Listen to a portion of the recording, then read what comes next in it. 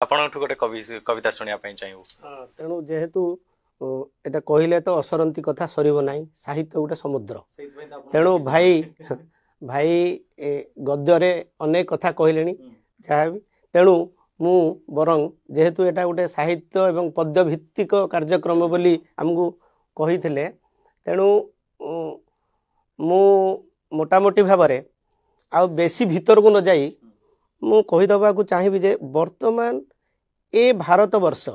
आमर भारत वर्ष ओडिशा ता भितर भारत वर्षर कवि कूल कि लेखक कूल मो मतरे एटा को किए ग्रहण करिवे न करिवे कौन जे आमे पुरस्कार सर्वस्व व्यक्ति सर्वस्व एवं विभिन्न प्रकार जो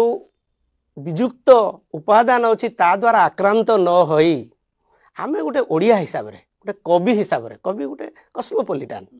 विश्वर नागरिक हेले कि माटी मेदिनी दृष्टि थाउ किंतु भूमि भूमा दृष्टि भी रहिबो तेणु मु कवि मानक केवल आह्वान दवा पई कहबी मु सेही भली वर्तमान आवश्यकता रही भारत वर्षर कवि कूलंक पई एहा ही आवश्यकता कवि प्रेम प्रणयर कथा कहू कवि समाजर कथा कहू जहाँ कहले प्रेम आ विद्रोह एका कथा विद्रोह प्रेम बिना भी हो पार ना गोटे बंधुक जमीती दरकार प्रजापति टे से दरकार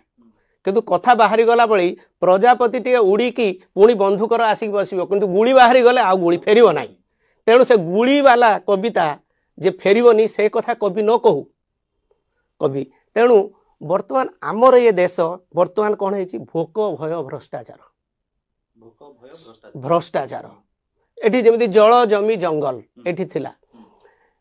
तेणु भोक भय भ्रष्टाचार द्वारा आक्रांत होते समग्र आमर ये से कवि स्वाधीनता पर आम स्वाधीनता पाईगले खाली ना को किंतु प्रकृत स्वाधीनता जो मुझे गांधी कवितार जो थी आज भी एठी अक्षत अच्छी जमीदारी आर घृण्य शोषण भाटी राजा राजुड़ार अईठा पतर जो कथा भाई कहते से सारिया भोगिया अच्छा राजा राजुड़ार अईठा पथर महा आनंद रे गरीब खाऊची चाटी आउ सब कथा मुखे न धरिबा भल एठी चोर गले आसे डकायत दल मझी रातिटारे हेउची सकाळ जुडु बुडु एठी रक्ताक्त भूगोल अहिंसा पीठर छाती रे पडुची ढेला एथिरे न फसी बहु आगु तुमे चाली गलो बापू भल हैला से पळैचंदी भल हैची तेणु ए कथा मु कहिली प्रसंग रे किंतु मोर कहवा कथा जे वर्तमान आमे लैटिन अमेरिका के देश ने जोटा कि से माने पेट आउ पेट तळ कथा चिंता करचंती आमे कविता हूँ अनाहत चक्र मूलाधार स्वाधिष्ठान मणिपुर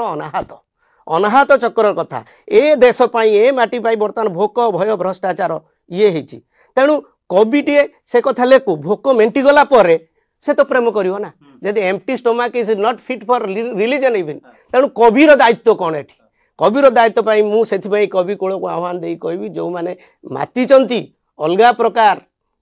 जिनिस रे तार आवश्यकता नहीं मु कहू नहीं किंतु केतळे कोटा जो स्वाधीनता हेई नथिला सेतळे से लिखिथिले कविता तापर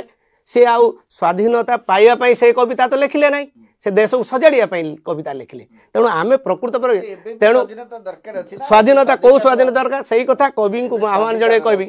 अरे मूर्ख नाम मात्र कवि की कविता लेखुचु रे तु ही प्रेमर कविता ही न प्रियतमा पाई कह आरे कवि केते काल आउ कवितार भसा मेघ धोक्का खाई चली टांगरा पहाड़े केते काल कवि केते काल कवितार धनुषर प्रेमिकार तांबुल रे तीर बिंदु थुबो केते काल अरे कवि प्रिय कवि मोर एबे भी समय अच्छी प्रमाण देवा को हेबो कविता बनिता नुहे नुहे विषय लता चरी जीवा को हेबो समाजर बारिधा श्रावणर बारिधार भली समाजर किता भरे किता शब्दंकर सुपुष्ट खाद्य जदि न पुरिला कलाहांडी शुष्क हांडी पेट शब्दंकर झांझ करताले जदि न भांगिला कुंभकर्णी प्रशासक निद शब्दंकर पथर माड़े जदि न फाटिला अपारग नेतांकर टाण सी तबे की कविता कवि सी तबे की कविता शब्दंकर सुपुष्ट खाद्य जदि न पुरिला कलाहांडी शुष्क हांडी पेट शब्दंकर झांझ करताले जदि न भांगिला कुंभकर्णी प्रशासक निद शब्दंकर पथर माड़े जदि न फाटिला अपारग नेतांकर टाण सी तबे की कविता कवि सी तबे की कविता अरे कवि प्रिय कवि मोर एबे भी समय अच्छी प्रमाण अरे कवि प्रिय कवि मोर ପ୍ରିୟା ଆଉ ପ୍ରେୟ ମୋହ ଛାଡ଼ି ଶ୍ରେୟ ପାଇଁ ଲେଖରେ କବିତା ଯେମିତିକି ବେଉଷଣ କରୁ କରୁ ଚଷା ପୁଅ କବି ଆସୁଛନ୍ତି ବୋଲି ଗୀତଟେ ଗାଇବ